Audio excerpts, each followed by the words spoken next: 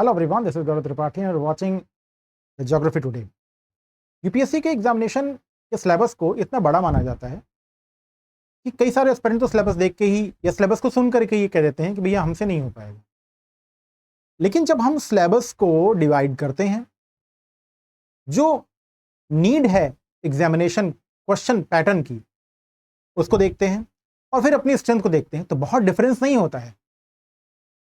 बस नीड होती है कि स्मार्ट मूव की, और उस स्मार्ट मूव की स्टार्टिंग होती है अपने सिलेबस को क्लियरली समझने की, क्योंकि जब आप अपने सिलेबस को क्लियरली समझते हैं तभी आप स्ट्रेटजी बना पाते हैं अपनी स्ट्रेंथ और पेपर की नीड के अकॉर्डिंग 45 क्वेश्चंस के प्रीलिम्स के बैरियर को क्रॉस करके। Let's start the class.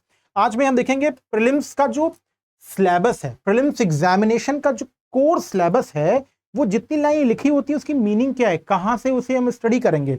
तो पहली प्रीलिम्स की बात की, जीएस का पेपर जो होता है वो दो होता है, एक GS1 एक GS2, दोनों 200 मार्क्स का होता है। GS1 में 100 MCQs पेपर पैटर्न का एक वीडियो मैंने बना के रखा है, आप जाके देख सकते हैं। तो ज्योग्राफी टुडे की इसी प्लेटफॉर्म पे यूट्यूब पे है। पेपर 2 सी साइड जो है वो 80 MCQs है और ये क्वालिफाइंग है, हमेशा याद रखिए क्वालिफाइंग 33%। इसे कहते हैं civil services aptitude test. Civil services attitude से नहीं निकलता है, एप्टीट्यूड से निकलता है, ठीक है। तो आपको, और ये जो है ये मेरिट है, जो मेरिट डिसाइडिंग है वो आपके इसी GS1 से होनी है। अब देखते हैं कि इस 100 क्वेश्चन में क्या सिलेबस है। पहला जो सिलेबस का लाइन लिखा हुआ है ना, वही आपके सिलेबस की जान है। करंट इवेंट, ये जो करंट इवेंट है ना, ये करंट इवेंट, केवल इतनी ही बात लिखी हुई है, लेकिन इस करंट इवेंट की मीनिंग क्या है कि ये जो करंट इवेंट है, ये ज्योग्राफी, ये इकोलॉजी, ये इकोनॉमी, ये पॉलिटी और ये साइंस के जो कंटेम्परेरी सेक्शन है। जनरली क्या होता है, हम ज्योग्राफी में किताब पढ़ रहे होते हैं ना, लेकिन सबसे पहला काम हमें करना होता है पूरे 12 महीनों में जो सबसे ज्यादा ज्योग्राफी को लेकर के घटनाएं घटी हैं उसका कंटेम्परेरी सेक्शन, और वो करंट अफेयर्स पढ़ के जाइए, आपको हमेशा एडवांटेज होगा। दूसरा, इकोलॉजी, एनवायरमेंट, इकोनॉमी, पॉलिटी, तो इन सेक्शंस के जो करंट इवेंट्स होते हैं वो पूरे ईयर के आपको प्रिपेयर करने हैं, और उससे रिलेटेड जो ज्योग्राफी, इकोलॉजी, एनवायरमेंट, करंट और इकोनॉमी, पॉलिटी का जो सेक्शन है उसके कंटेम्परेरी सेक्शन अपनी बुक से भी प्रिपेयर करें। तो दोनों को मिक्स करके जब आप एक शॉर्ट नोट बनाएंगे तो वो एग्जामिनेशन में बहुत फ्रूटफुल, बहुत एडवांटेज वाला होता है। दूसरा, ये चीज नेशनल और इंटरनेशनल दोनों लेवल पे आपको प्रिपेयर करनी होती है।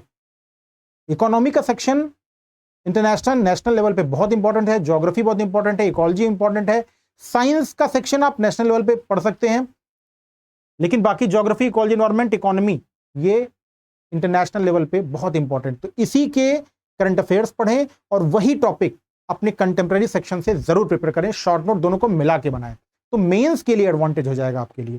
फिर दूसरा, India and world, geography, physical, socio economic, geography of India and the world, geography का एक अलग सा वीडियो मैं आपको प्रोवाइड करूंगा। अगर ये वीडियो आप देख रहे हैं तो आप जो सेक्शन पहले वाला था, इन्हीं सारे किस एग्जाम से, और एग्जामिनेशन पैटर्न क्या है, पैटर्न के बाद आप इस सेक्शन को देखेंगे और इसके बाद ज्योग्राफी को देखेंगे कि कौन सा सेक्शन ज्योग्राफी में पढ़ना है और क्या वो सोर्सेज हैं। फिर इंडिया एंड वर्ल्ड, ये पूरा का पूरा आप सिर्फ एनसीईआरटी और कुछ मत पढ़िए, सिर्फ एनसीईआरटी पढ़ेंगे आपका क्लियर हो जाएगा। ज्योग्राफी के एनसीईआरटी में क्या पढ़ना है वो वीडियो में बताया हुआ है, आपको वीडियो मिल जाएगा तो ज्योग्राफी टुडे के प्लेटफॉर्म पे। फिर आते हैं इंडियन पॉलिटी, ये वो सेक्शन है ना, इंडियन पॉलिटी एंड गवर्नेंस। देखिए, इंडियन पॉलिटी एंड गवर्नेंस केवल एम लक्ष्मीकांत से प्रिपेयर नहीं होगा।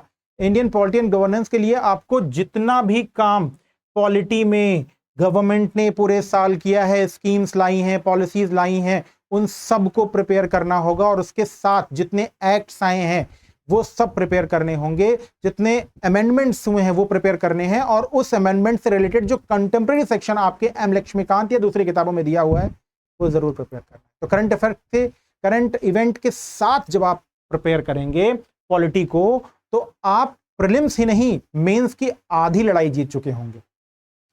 पंचायती राज, जब डायरेक्ट लिखा हो पंचायती राज ना तो फोकस करके जाओ पंचायती राज के लिए, छोड़ना नहीं है उसे। फिर पब्लिक पॉलिसीज, देखिए लिखा हुआ पब्लिक पॉलिसीज, मैंने इसी की बात मैं अभी कह रहा हूं पब्लिक पॉलिसी, देखिए यहां पे लिखा हुआ पब्लिक पॉलिसी। फिर राइट्स एंड इश्यूज, जो इश्यूज चल रहे हों उससे संबंधित जो पॉलिटिकल स्टेटस है वो जरूर पढ़ के जाइए, जो कंटेम्परेरी सेक्शन है वो जरूर पढ़ के जाइए। फिर economic and social development, civil services किसके लिए वर्क करता है, एक सिविल सर्वेंट किसके लिए वर्क करता है, जनता के लिए। और जनता के लिए क्या वर्क करता है, जो गवर्नमेंट की स्कीम्स हैं उन गवर्नमेंट की स्कीम के एडवांटेजेस को सब तक पहुंचाना है, कोई भी व्यक्ति छूट ना जाए, हर व्यक्ति को सभी सुविधाएं मिलनी चाहिए, सभी को गवर्नमेंट प्रोटेक्ट कर रही है ऐसा पब्लिक को मिलना भी चाहिए, समझ में आना भी चाहिए। तो इसीलिए सोशियो इकोनॉमिक डेवलपमेंट जो सबसे करीब हो आपको, आपके हमेशा से क्वेश्चन आपके वर्क प्रोफाइल के अकॉर्डिंग पूछे जाएंगे। यूपीएससी में इंटरनेशनल अफेयर्स ज्यादा पूछे जाते हैं, इकोनॉमी इसलिए बहुत टफ कर दी गई है, ज्योग्राफी इसलिए ग्लोबल स्ट्रेटेजी की पूछी जा रही है, पॉलिटी इसलिए ग्लोबल स्ट्रेटेजी की पूछी जा रही है क्योंकि एज ए सिविल सर्वेंट आप आईएफएस भी तो हो सकते हैं, या जब आप सीनियर आईएएस हो जाएंगे तो आप क्या करेंगे, दो देशों के आर्थिक संबंधों को, राजनीतिक संबंधों को बनाने में आपकी अहम भूमिका होगी। इसीलिए इन लेवल को इंटरनेशनल लेवल पे ज्यादा पढ़ना और उसके साथ कनेक्ट करना कंटेम्परेरी सेक्शन को आपको आना ही चाहिए। Economic and social development, sustainable development, देखिए एग्जैक्टली लिखा हुआ है। तो जो 17 ग्लोबल गोल्स है ना, उन 17 ग्लोबल गोल्स के कंटेम्परेरी सेक्शन को प्रिपेयर करके जाइए। वो एनर्जी हो, वाटर हो, लैंड हो, इलेक्ट्रिसिटी हो, सबको प्रिपेयर करके जाइए। हंगर हो और गरीबी हो, भुखमरी हो, सबको प्रिपेयर करके जाइए। आपको दिखेगा 17 ग्लोबल गोल्स को अगर कंटेम्परेरी प्रिपेयर किए हैं ना आप, तो प्रीलिम्स ही नहीं मेंस में आपको बहुत एडवांटेज होगा। फिर पॉवर्टी इंक्लूजन, देखिए लिखा हुआ है पॉवर्टी इंक्लूजन, डेमोग्राफिक स्टेटस, ये सब आपको प्रिपेयर करना है। सोशल सेक्टर इनिशिएटिव्स, यानी जो पॉलिसीज, जो स्कीम्स गवर्नमेंट लेके आ रही है सोशल सेक्टर की, वो आपको प्रिपेयर होनी ही चाहिए। ऐसे पॉइंट वाइज लिख लीजिए ना, पूरे सिलेबस पढ़ने की किताब खोल के जरूरत ही नहीं है।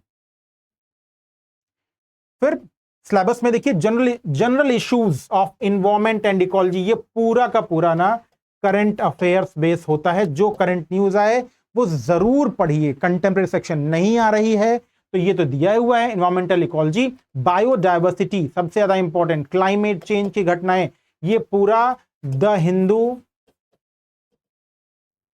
और एक पेपर आता है जनसत्ता हिंदी में, और इंग्लिश में द इंडियन एक्सप्रेस।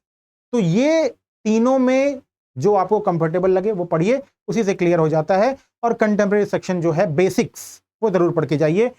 जिसका बेसिक क्लियर ना होना वो 7th की एनसीईआरटी, जिसका बेसिक क्लियर नहीं है वो 7th की एनसीईआरटी जरूर पढ़े। इकोलॉजी एनवायरनमेंट का सेक्शन बहुत अच्छा दिया हुआ है, 7वीं और 8वीं पढ़ लीजिए, बहुत अच्छा प्रिपेयर हो जाएगा। फिर जनरल साइंस, ये पूरा करंट, जनरल साइंस सिर्फ करंट पढ़िए, बहुत डीप पढ़ने की जरूरत नहीं है, क्योंकि साइंस एंड टेक कभी कभी हम मिसाइल विसाइल सब पढ़ लेते हैं, आता कुछ नहीं है, आराम से कुछ नहीं कर पाते। करंट इश्यूज और उससे संबंधित कंटेम्परेरी सेक्शन पढ़ के जाइएगा, इससे ज्यादा पढ़ने की जरूरत नहीं है। जो नहीं आएगा वो नहीं करेंगे, क्योंकि टारगेट हमको 45 ही अचीव करना है। तो सिलेबस के ये जो पॉइंट्स मैंने लिखे हैं, ये आपकी कॉपी अलग अलग, ज्योग्राफी की कॉपी के पहले ज्योग्राफी का सिलेबस, पॉलिटी के पहले पॉलिटी का, इकोनॉमी के पहले इकोनॉमी का। ये जो स्ट्रेटजीज मैंने लिखी हैं, इस स्ट्रेटजीज को सुन करके कॉपी में नोट कीजिए।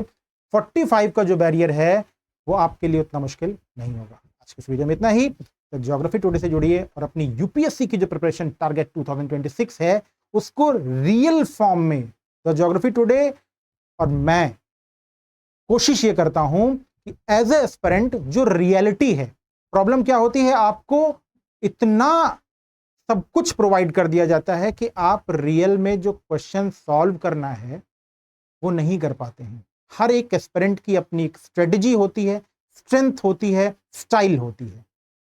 तो उस स्ट्रेटजी, स्ट्रेंथ और स्टाइल से 45 कैसे अचीव करना है ये स्टूडेंट पे छोड़िए। सब कुछ देने के बजाय 45 कैसे हो सकता है ये उसे बताइए, वो खुद सीख जाएगा। वीडियो में इतना ही, गुड बाय।